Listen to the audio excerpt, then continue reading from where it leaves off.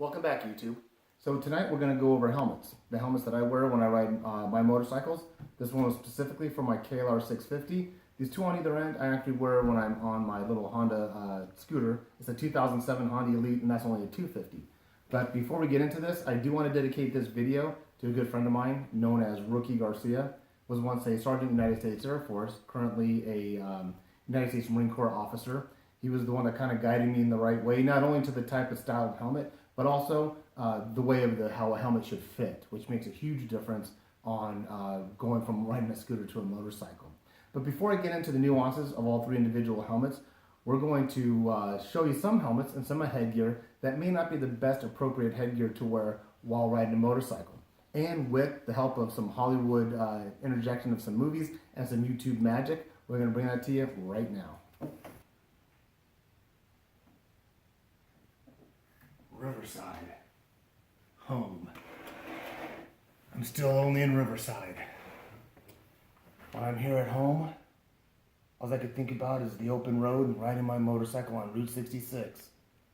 When I'm riding my motorcycle on Route 66, all I could think about is being at home.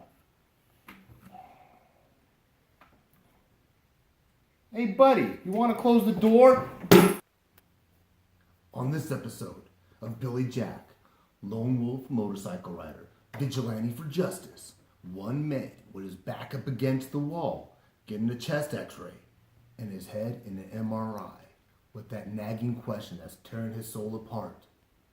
What did I have for breakfast? Hello there. I'm Joe Piscopo. I'm from Jersey. Are you from Jersey? I really enjoy my job. I work for Acme Chemical Company here in Jersey.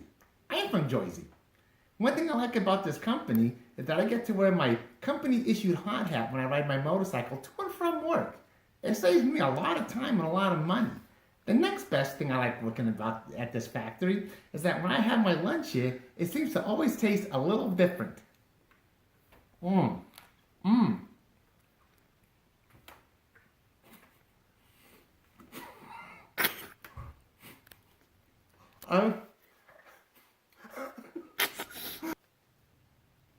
Dad, what are you doing? Catching some YouTube, eating some cheese, drinking some cherry Coke. Mom wants you to clean the garage. Your motorcycle parts are everywhere. Hey, I don't work on the damn things. I just ride them.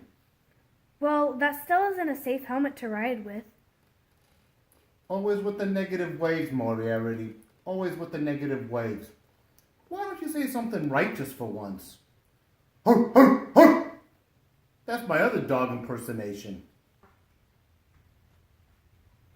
Sorry about your barn. Some people may think that a helmet like this for motorcycle riding is dangerous. I say this.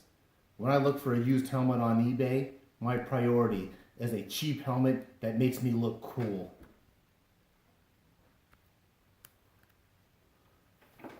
Hey, am I getting paid for this?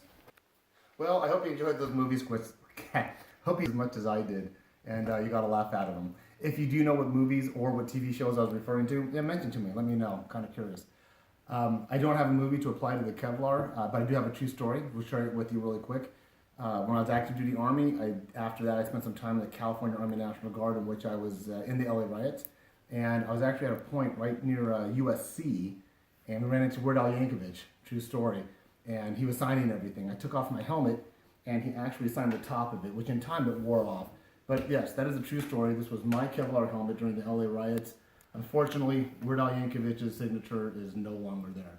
But with no further ado, let's get into the review.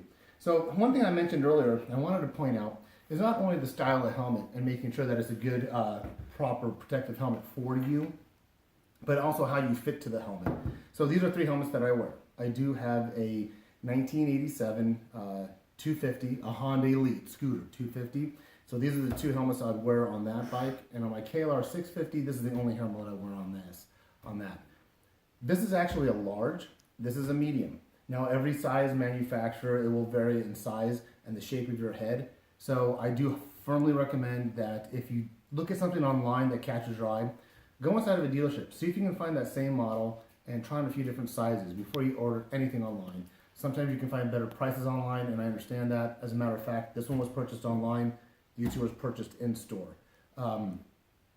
But having the medium fit on this helmet was a little bit different for me. I thought it felt too tight initially, but it really doesn't. It breaks into the shape of my head really well, and it keeps a firm fit, especially sometimes which is very infrequent, if the wind catches the visor. So number one, I wanted to point out that I do ride in California. California is a helmet law state, and personally, regardless if I'm riding through a state that requires it or not, I'm always going to wear a helmet. For those states that don't require it, personal preference, I did do a little skit where I was talking about the guy in the MRI with just the do-rag on. If a motorcycle rider just decides to ride with that, that does give a level of protection where it protects someone from getting their scalp severely burnt. And I'm not joking about that. Or it may prevent sweat from entering their eyes. So even an element of like that, if someone prefers not to wear a helmet where it's not required, that's one level of protection. Going back to what I like to do, so all three of these helmets are DOT approved. In addition to DOT, the Shoei here, which is a Hornet X2, is also Snell approved. This is a Bell Pit Boss, and this is an Icon Alligence.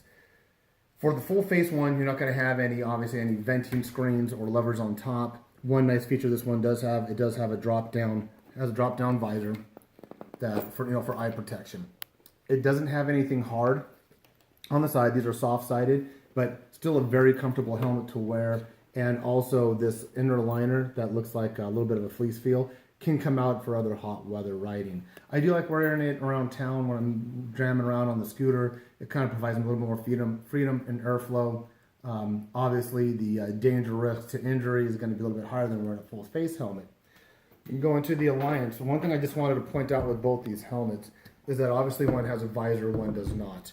So this is more street orientated, this is more enduro bike, dual sport with the visor on it and that look. Both of them have vents on top, so you have a couple of vents up here for your head flow area and then one in your mouth area there. This one has one vent that actuates both of them on top and one in the mouth area that flips up so you can get air ventilation there. This seems to be a much quieter helmet, much more comfortable helmet than any of my other ones. Both these came stock with a clear visor. I went ahead and purchased the tinted visor. One option you do have with this helmet is that you can simply just pop off the visor if you decide to have more of the street look and you don't want the visor there, depending on how your riding scenario is. I'm not going to get into the Cena communication device on this video, although I really do like this.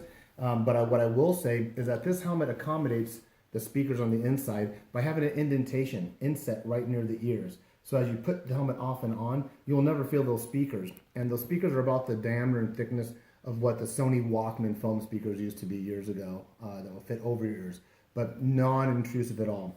One other feature this has, I'm not sure exactly how it works, but there's this sticker here that says for medical or emergency situations, and there's these little red pull tabs where EMS is actually trained. Well, they'll go in and they'll pull this, which will pull these pads out, which will allow the helmet to be removed from your head without alleviating any possible cause of further neck or head injury to examine the rider if the rider goes down. I like all these helmets for what I use them for. Full face, I do go with this one. This visor does not what you would think it would do by pulling my head up as acting as a sail. It has these vents here. And sometimes if I do feel a little bit of rise, I just tilt my head down just a little bit, and it seems the airflow just works perfectly with the dynamic of how the air is hitting it. One thing I do like about these helmets, or I'll add to it, I like to add the reflective to break up the color pattern of it. Of the black helmet, as you see, I've added those. Those are not only yellow, but they're also reflective. I didn't add anything to the Pit Boss helmet. There's no reflectivity here, but it does have this breakup pattern here. There are so many reviews online and on YouTube about helmets.